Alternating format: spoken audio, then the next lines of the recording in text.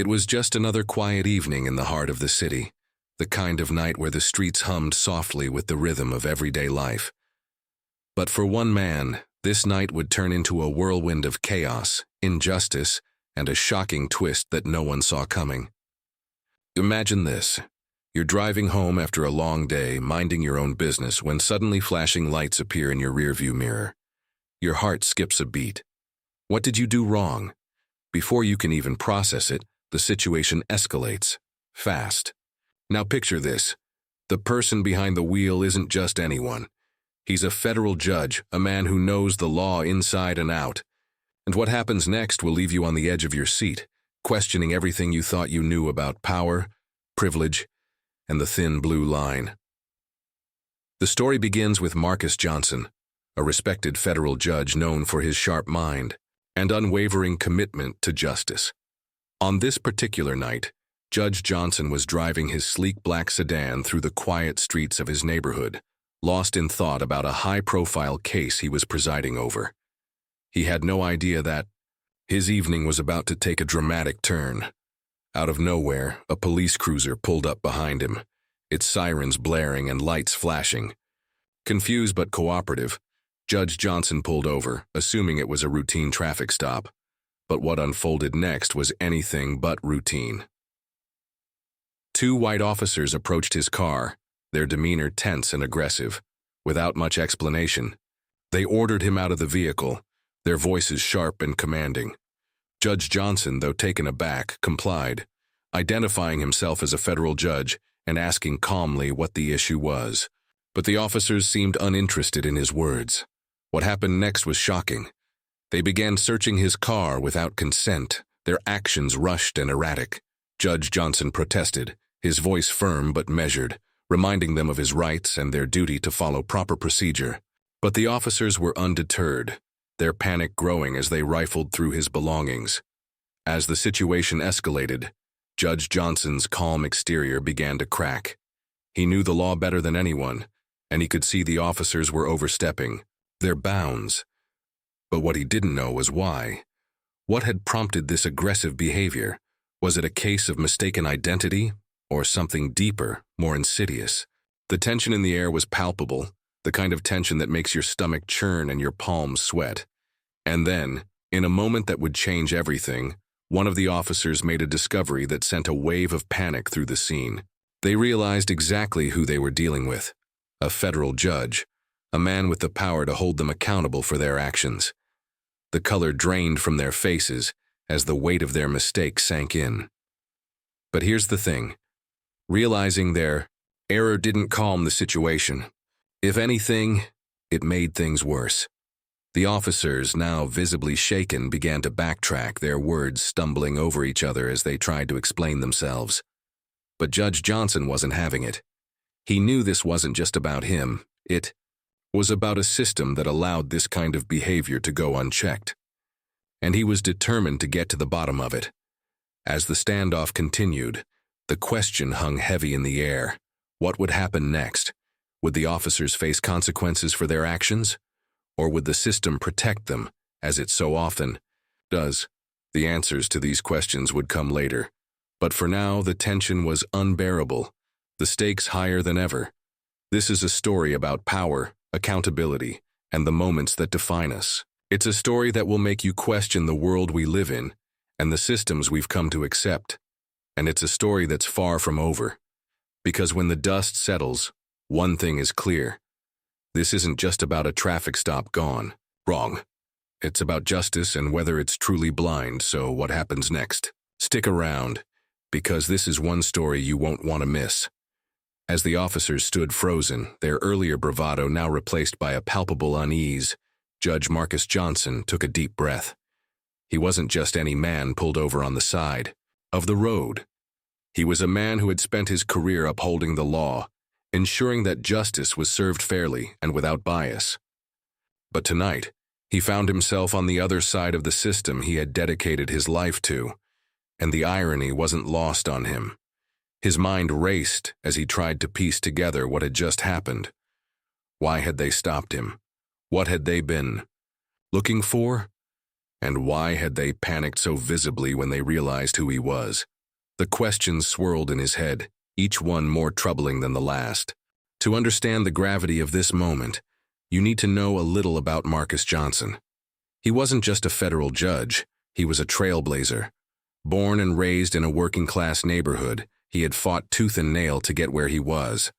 His parents, both educators, had instilled in him a deep respect for the law and a belief in its power to bring about change. But they had also warned him about the realities of being a black man in America, realities he had experienced firsthand. From being followed in stores as a teenager to being pulled over for driving while black in his early 20s, Marcus had seen the darker side of the system. Yet, instead of letting it harden him, it had fueled his determination to make a difference. He had worked his way through law school, climbed the ranks as a prosecutor, and eventually been appointed to the federal bench.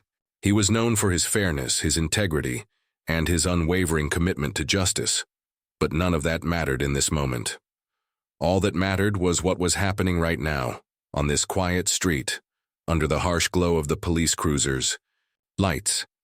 The officers, whose badges identified them as Officers Daniels and Harris, were clearly out of their depth.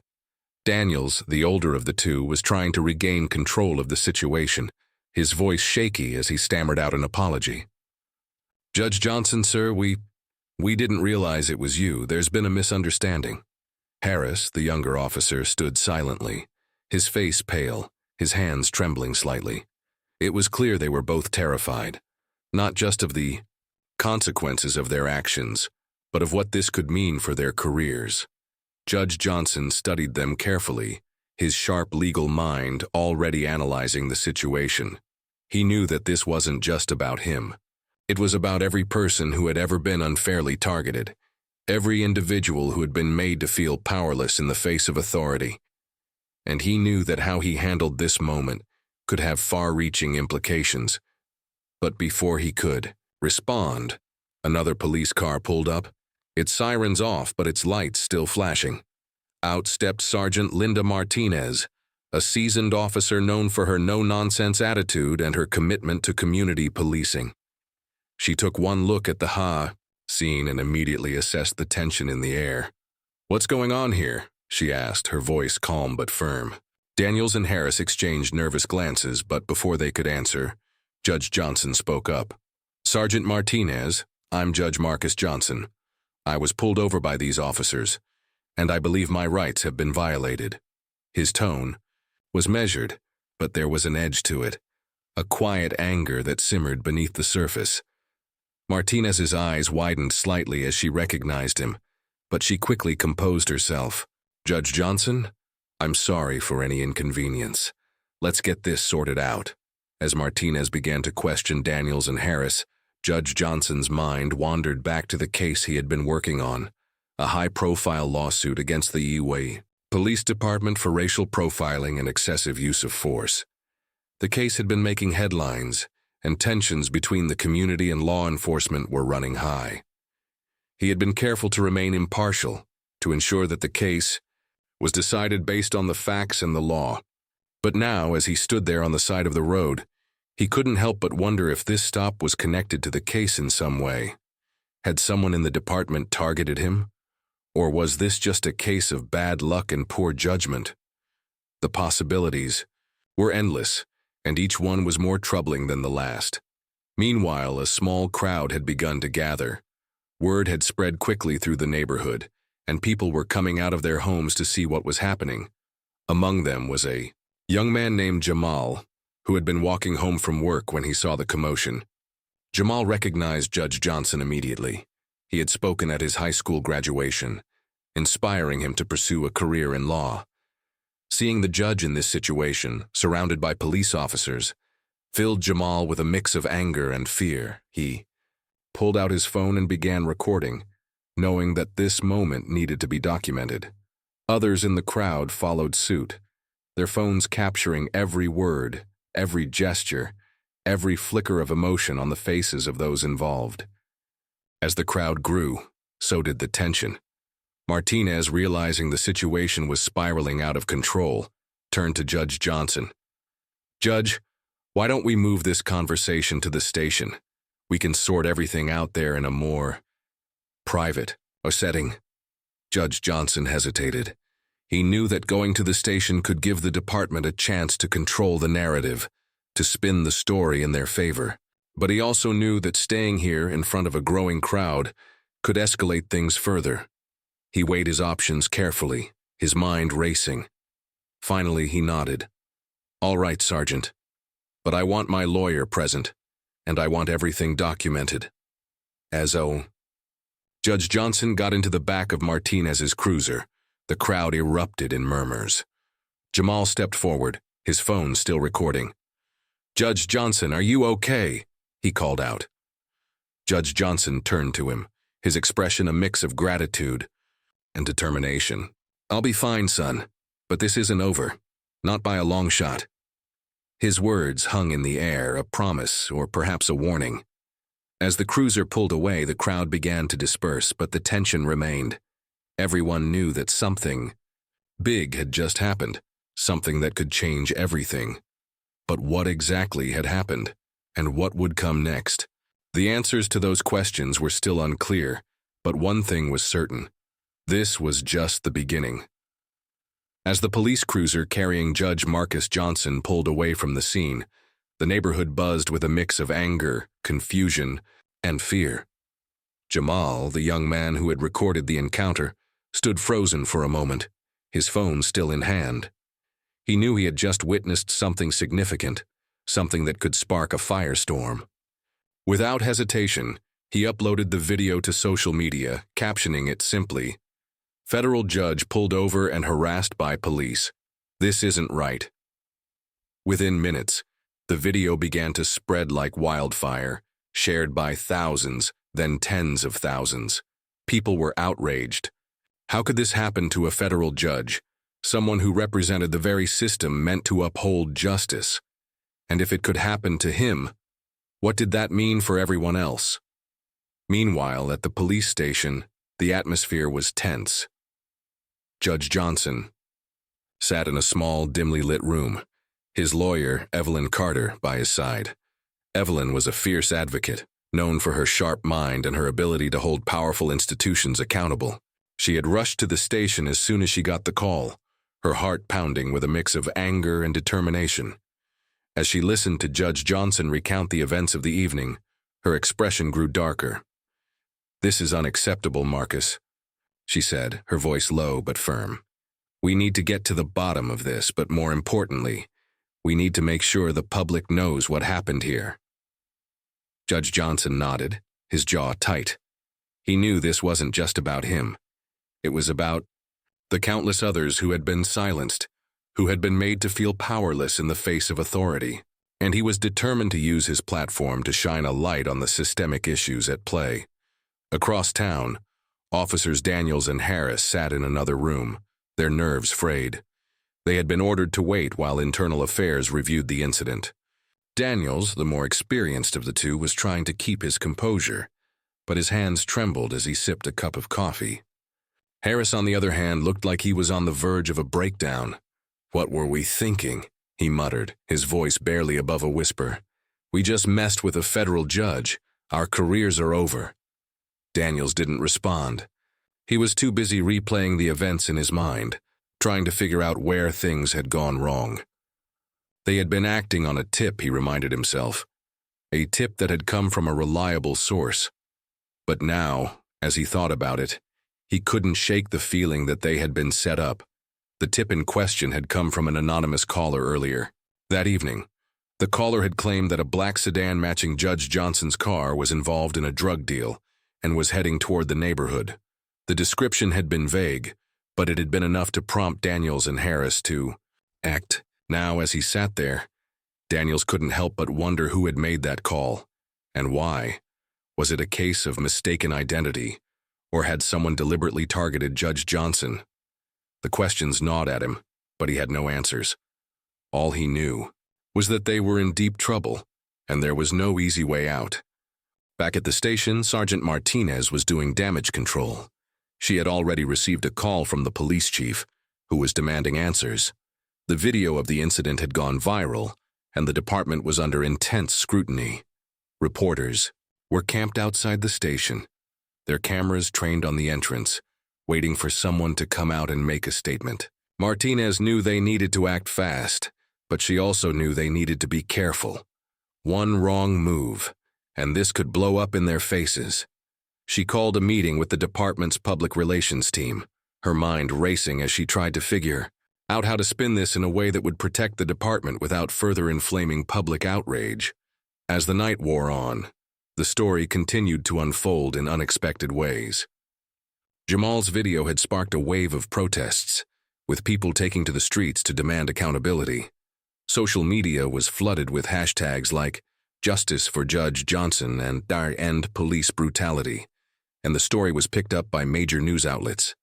Commentators debated the implications of the incident, with some arguing that it was proof of systemic racism within law enforcement, while others claimed it was an isolated incident blown out of proportion. Meanwhile, behind the scenes, powerful forces were at work. The mayor's office was in crisis mode, trying to figure out how to respond without alienating either the police or the public.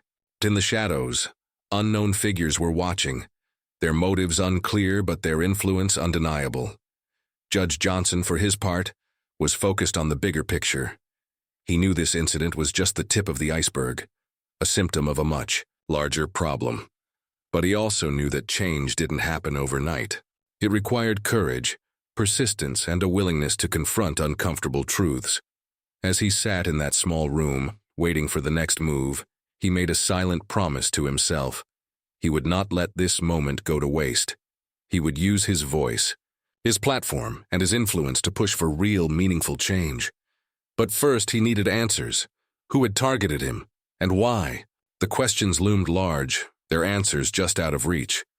As the clock ticked past midnight, the tension in the air was palpable. The city was on edge, waiting to see what would happen next. Would the officers involved face consequences? Would the department take responsibility for its actions? Or would this incident be swept under the rug, like so many others before it? The answers were still unclear, but one thing was certain. This was far from over. The stakes were higher than ever, and the fight for justice was just beginning. And as the first light of dawn broke over the horizon, the city held its breath, waiting for the next chapter in this unfolding drama. As dawn broke over the city, the tension that had gripped the streets began to shift. The protests that had erupted in the wake of Jamal's viral video continued, but they were no longer just about anger. They were about demanding change. People from all walks of life had come together, united by a shared sense of injustice and a determination to hold those in power accountable. Judge Marcus Johnson, still reeling from the events of the previous night, knew that this was a pivotal moment. He had spent his career fighting for justice in the courtroom, but now the fight had spilled out into the streets, and he was ready to meet it head-on. By mid-morning, the police department had issued a formal statement. Sergeant Martinez, flanked by the police chief and the mayor, stood before a crowd of reporters and cameras. Her voice was steady but carried the weight of the moment. Last night's incident involving Judge Marcus Johnson is deeply troubling, and we take it very seriously, she began. An internal investigation is already underway, and we are committed to ensuring that all parties involved are held accountable. We also recognize that this incident has shaken the trust between our department and the community, and we are committed to rebuilding that trust. The statement was met with mixed reactions. Some saw it as a step in the right direction, while others dismissed it as empty words. But for Judge Johnson, it was a sign that the pressure was working. Later that day, Judge Johnson held a press conference of his own. Standing beside his lawyer, Evelyn Carter, and Jamal, the young man who had recorded the incident, he addressed the crowd with a calm but resolute demeanor. What happened to, last night was not an isolated incident, he said. It is a symptom of a much larger problem, a problem that affects countless individuals every day. But it is also an opportunity to confront the systemic issues that have plagued our society for far too long, and it is an opportunity to demand better, not just from our law enforcement, but from ourselves. His words resonated deeply, not just with those present, but with the millions watching at home. It was a call to action, a reminder that change was possible, but only if people were willing to fight for it. In the days that followed, the investigation into the incident progressed rapidly. Officers Daniels and Harris were placed on administrative leave pending the outcome of the investigation. The anonymous tip that had led to the traffic stop was traced back to a burner phone, raising suspicions that the call had been a deliberate attempt to target Judge Johnson. While the source of the tip remained unknown, it sparked a broader conversation about the use of anonymous information in policing and the potential for abuse. Meanwhile, the police department announced a series of reforms, including mandatory bias training, stricter protocols for traffic stops, and the creation of a civilian oversight board to review complaints against officers. For Judge Johnson, the incident became a turning point in his career. He used his platform to advocate for systemic change, speaking at town halls, community meetings, and even testifying before Congress. His case became a rallying cry for those who had long felt marginalized and unheard, and his unwavering commitment to justice inspired countless others to join the fight. But he also knew that real change would take time. It would require not just policy reforms, but a shift in mindset, a recognition that the fight for justice was not the responsibility of a few, but the duty of all. Jamal, the young man who had recorded the incident, found himself thrust into the spotlight as well. His video had sparked a movement, and he became a symbol of the power of ordinary people to effect change. But for Jamal, the most meaningful part of the experience was the connection he had formed with Judge Johnson. The judge had taken him under his wing, mentoring him and encouraging him to pursue his dream of becoming a lawyer. "You have a voice, Jamal," Judge Johnson told him one day, "and you've shown that you're not afraid to use it. That's what the world needs, people who are willing to stand up and speak out, even when it's hard." As the weeks turned into months, the city began to heal. The protests gradually subsided, but the conversations they had sparked continued. Community leaders, law enforcement, and policymakers worked together to address the underlying issues that had led to the incident, and while progress was slow, it was tangible. The reforms implemented by the police department were just the beginning, but they were a step in the right direction, and for the first time in a long time, people felt a sense of hope, a belief that change was possible. For Judge Johnson, the journey was far from over. He knew that the fight for justice was a lifelong commitment, and he was determined to see it through. But as he looked out at the city he loved, he felt a sense of pride. Pride in the people who had come together to demand better. Pride in the young people like Jamal, who were stepping up to lead the next generation. And pride in the fact that, even in the face of adversity, they had refused to back down. The story of that night, the night a federal judge was pulled over and harassed by police, became more than just a headline. It became a catalyst for change, a reminder of the power of collective action, and a testament to the resilience of the human spirit. And as the city moved forward, it carried with it the lessons of that night. That justice is not a given, but a fight. That change is not easy, but it is possible, and that in the end it is up to all of us to ensure that the system works for everyone. As the sun set on the city, casting a golden glow over the streets, Judge Johnson stood on his balcony, reflecting on everything that had happened. He knew there would be more challenges ahead, more battles to fight, but he also knew that he wasn't alone. And with that knowledge, he felt a sense of peace. The fight for justice was far from over, but for the first time in a long time, he felt hopeful about the future. And that, he realized, was the most important victory of all.